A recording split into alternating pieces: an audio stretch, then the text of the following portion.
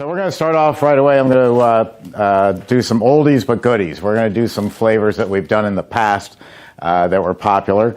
And Jeff and I get along so well. The first thing he said to me, "Why are you making that?" Well, it's because it was popular.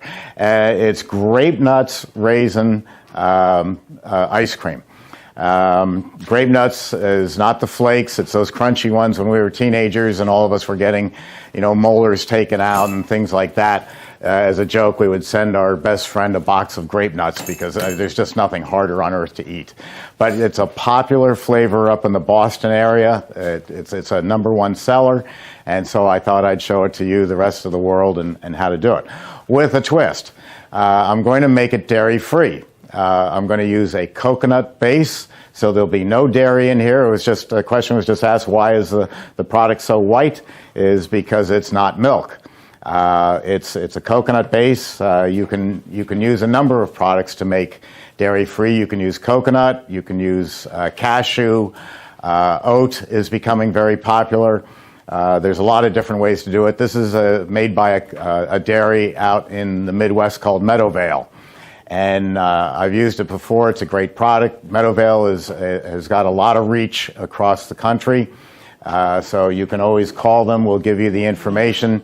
And you can see if they can deliver to your area. They can ship it frozen and in 2.5-gallon bags. So a lot of places in the country will be able to use it. And instead of using a powder, it's a fresh product. I kept this frozen up until yesterday, and so we're ready to go. I'll pass out the formula in a little while. I just got so busy I didn't get to print it out, but I have it for you, and I'll give it out to you while Jeff is making one of his concoctions. How eager they are for that formula. Oh, you bet they will when they taste it. I've never made it before. That's the other thing, is Jeff does tried and true products that everybody knows and everybody loves. I'm making something that I never made before. Money. No, I'm not making a dime here, but I am making something I never made before. All right. We can't wait to see it. There you go. But I usually specialize in making oddball flavors because oddball flavors like lavender, chocolate chip, all of a sudden happen to go mainstream. Hence the shark. Oh, yeah. We're not going to talk about the shark. We'll talk about the shark another time. It was a flavor. It was a good flavor. It cost me a lot of... Who wouldn't like shark meat ice cream? It cost me a lot of dental bills. So we're going to try to continue here. So I have made this product before, but I've made it with dairy. So now we're going to make it dairy-free and see how it turns out. And Same proportion of this mix as ice cream mix, dairy to non-dairy? Yes. Okay. Yep.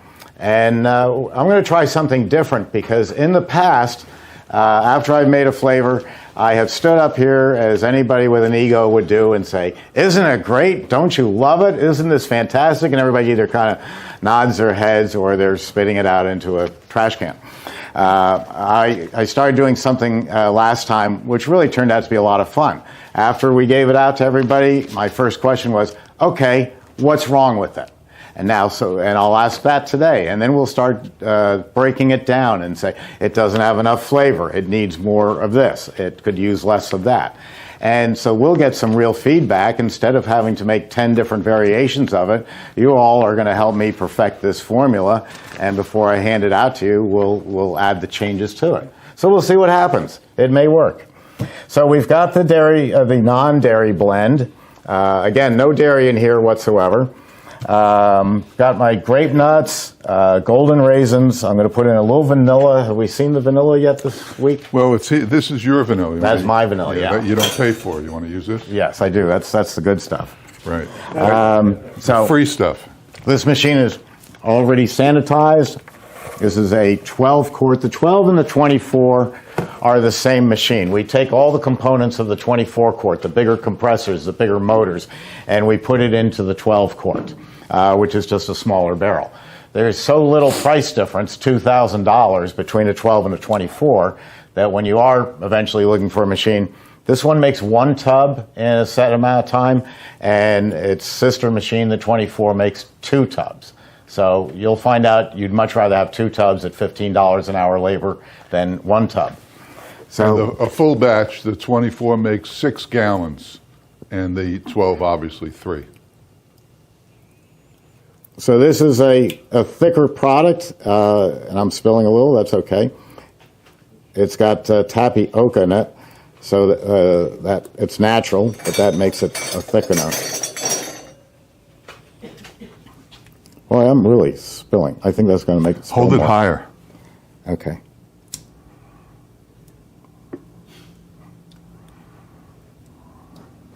Of course, they're all sitting there saying, I know. I'm going to eat that stuff? This is like watching paint dry. You guys should invest in a funnel.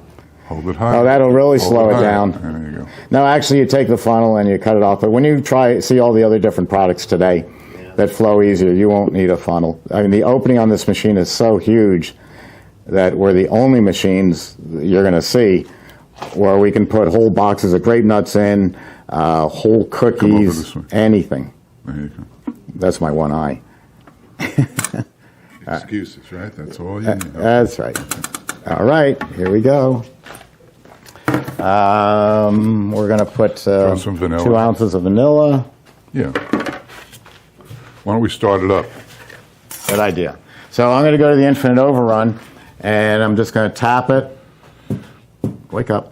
And I'm going to go for dairy-free. So I touch dairy-free and start, and now it's running. So you can So what do you need? 2.5 ounces, right? No, 4. 4 ounces. 4 ounces. 4.5. Okay. And a little bit of salt. That's good. And we turn on the refrigeration. I admire Now, when you see Jeff and I'll be right with you. When you see Jeff and I make ice cream, you're going to see that Jeff will stand over the machine and talk to you for about 15 minutes while it's just spinning. There's no reason to do that. You get the refrigeration on immediately. My idea of making ice cream is to make this, get all my ice cream made, and then go sit down in a lounge chair and watch Oprah. So I move along quickly. Jeff has a different attitude. He thinks everything should mix for ad nauseum, and it's unnecessary because in the 10 minutes that this batch is going to run, for the first 5 minutes, it will remain a liquid. And then it'll snap into becoming ice cream, just like boiling water. If you sit and watch water boil, it literally gets up to a 211 degree temperature, and then all of a sudden, boom, it all boils. There's a physics reason I have to for interrupt it. you. You put the freezer on. You didn't add any of the other stuff yet. Not ready. Really? Sure, I've got 4 or 5 minutes. Not going to add that. I'm going to add it now, but I'm not in a hurry because it will. See, you'll see. I get it all done, and he's still yakking. Okay, I'll tell you what. We'll take a little poll afterwards. Who liked what? Oh, that's flavor-wise. Let's see. I need a measuring. So Throw the whole box in. why not? Mike, my senior tech, who's running the board this morning, 2.5. was just talking about 20. How many ounces in that box? 29. Don't add the whole box. All right. So let's measure it. No, you don't have to. Just leave this much in the box. Okay. So Mike was saying that if people only realized what makes the flavor so unique to everybody else, any other ice cream on the market that, from an Emery Thompson, is because everything goes in the machine. Oh, we got more to go. Okay. So and technically for every particle of dairy or non-dairy or Italian ice that we make that's in the machine, there'll be a particle of flavor right next to it. When we put Haagen-Dazs and Ben & Jerry into business. I worked for Reuben Madison and his mother in the Bronx. That's Haagen-Dazs. And they were batch freezers for many years until they got so big they went to something called a continuous freezer. A continuous freezer it cost about $200,000. They only make vanilla ice cream. That's all they do. Big, long cylinder making vanilla ice cream. And then at the end of the line is a box like this called a fruit feeder. That's $40,000. And it injects the grape nuts into the ice cream. It injects the strawberries into the ice cream. So commercial ice cream, not yet. Commercial ice cream, I've been trying to teach you how to make ice cream for years. I know. Commercial I'll never ice learn. cream is it's vanilla ice cream with stuff added to it. Our batch freezer, with the ability to throw everything in there that no other batch freezer has, for every particle of dairy or a particle of Italian ice, there's a particle of flavor right next to it. So the flavor will always be stronger. See, now that he's intimidating me, I'm going to slow this down to show him that. How long has it been? Long enough. 4 minutes. Put 4 those minutes. raisins in there. 4 minutes, and it can still go in. How about that?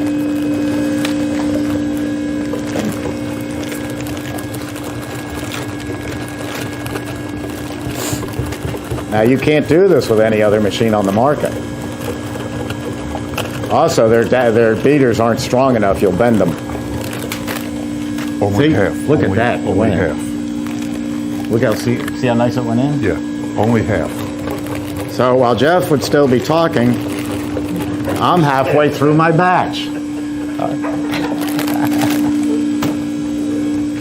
We like to kid each other. We've been doing this since 2008, and enjoy each other's company. 12 You guys years? are all just 13 peripheral. years? 13 years? Was there a question out here I missed? Yes.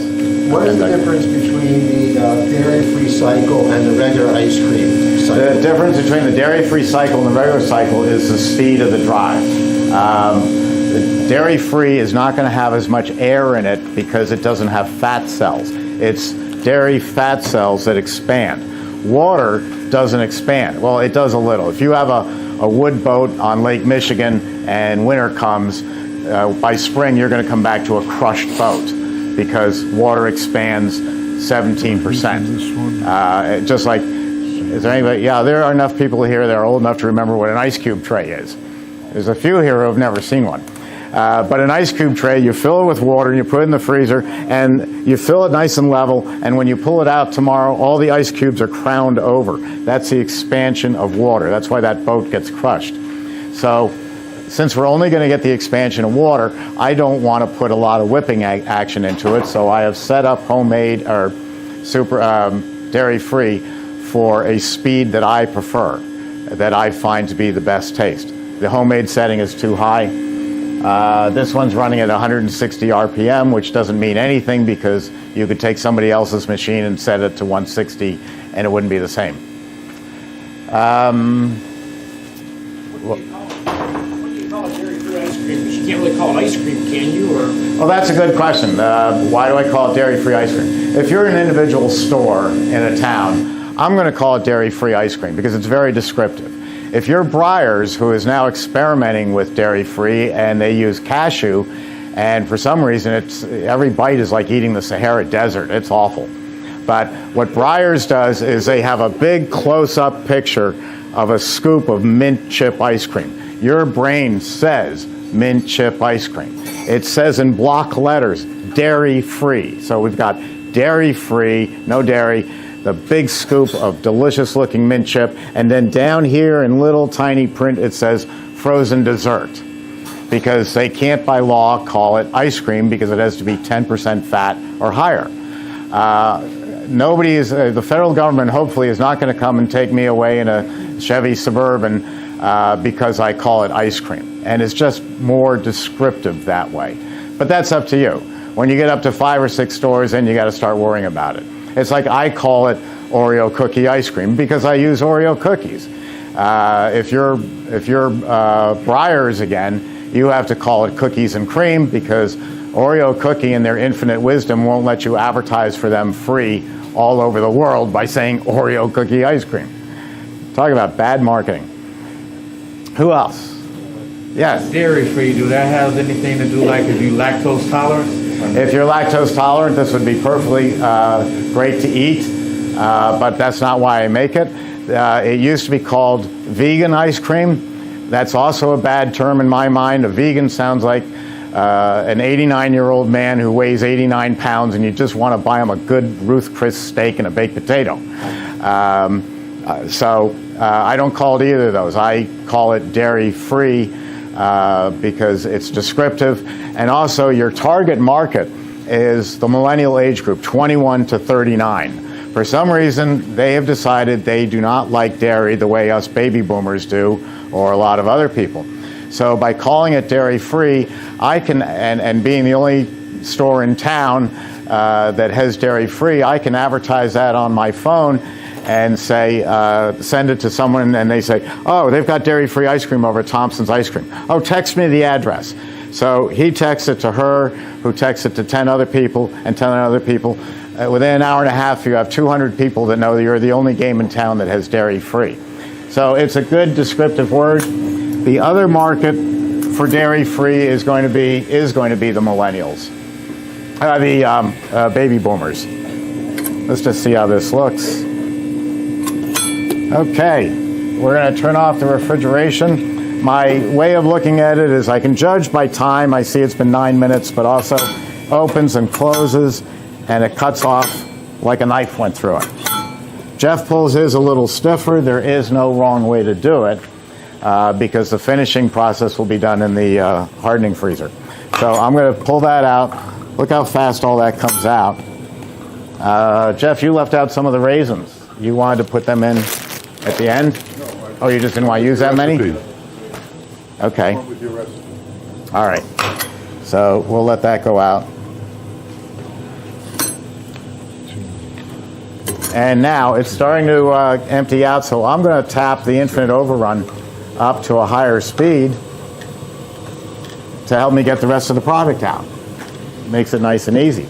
Or if you wanted to fill pints, you could tap it down slower. And since it's not coming out as fast, you'd be able to fill your pints right here. So the infinite overrun has a lot of versatility. I invented it 22 years ago, and it's become the leader of the industry. Now, you'll see us today leave ice cream behind in the machine. The reality of making ice cream is if this is a big selling flavor, I'm probably going to make 5 or 6 batches of it. So if I leave a little bit in the machine, I don't worry about it because I'm going to make another batch right after, and another batch, and another batch. And then at the end of this run, then I'll take my extra time to get the last bit out. But the machine, this product's pretty sticky, so it's not flowing as fast as the others. But you'll get 98% of the product out in the first shot, but you can get that last 2% if you want at the end of the run. This is a unique situation where we're going to completely switch gears to another flavor. Jeff, why don't you use a spade? The funny thing about Jeff is he's always very anti anything I do, and then 2 years later he is the genius of Italian ice. And he forgets who taught him. Isn't that right? Spade. Huh? Do we have spoons? And Yeah. we're gonna pass this out to you. Lucas, behind your box of spoons on the shelf. Any questions so far? Yes. So did you turn it off, or did it automatically cut off after so many minutes? Oh no, I turned it off. There is no automatic cutoff. We don't want it to cut off, just like a chef doesn't want their oven to cut off. When I see Paula bake a pie, a cake, and she sets it for 28 minutes, she goes over with a fork and sticks it in it, makes a decision, either pulls it then or lets it run a little longer. People who have put automatic timers on batch freezers, I love it when I go to a trade show because I'm checking mine just very simply. You saw how he did it. It was easy, just by looks, up, down. And their machine has automatically cut off at a certain time. And what they're doing is when nobody's looking, they're going and they're turning the machine back on because the product's not ready. It's not an art, making ice cream, not at all. And it's not a science. It's just a technique, and it's really very, very simple. Did you try this? I know, he thinks it's an art. You know, he wants to be known as, he's changing his name to Chef Jeff. Did you try it? No. Oh, well, I'm going to. I didn't try it, not because I don't want to. I'm just getting ready for these people to try it. All right. Oh, yeah. Oh, that's good. You like it. All right, let's pass it out and have them all tell me how great I am. Pass out? Is that the word of the day? I remember. Oh, that's good. This is not dairy, so it's going to be a different taste. But if you are lactose intolerant, if you're a millennial, if you're a vegan, this is right up your alley. Or if you don't care what you're eating. If I was, I'm going to ignore them. If I was running an ice cream parlor, I might have 8 flavors or 12 flavors of ice cream, but I would also reserve 2 to 4 flavors for the dairy-free. and you watch how the business grows. No, for you. I wish we could turn the camera around so you could see who just said that. How do you spell Meadowvale? Meadowvale. D-O-W? Vale. Meadowvale Dairy. Thank you.